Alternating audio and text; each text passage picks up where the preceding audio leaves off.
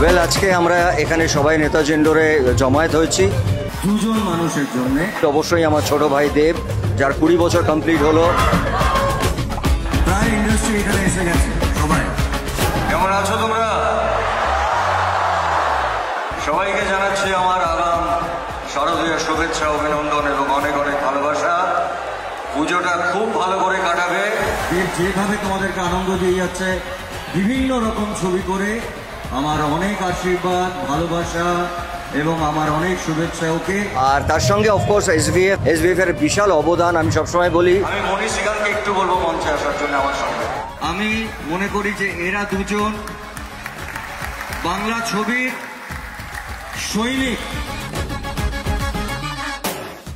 আমরা বাংলা ছবির সঙ্গে গত 40 বছর ধরে লড়াই করেছি, আগামী দিনেও লড়াই করে যাব এবং বাংলা ছবিকে সবাই শীর্ষে নিয়ে যাব।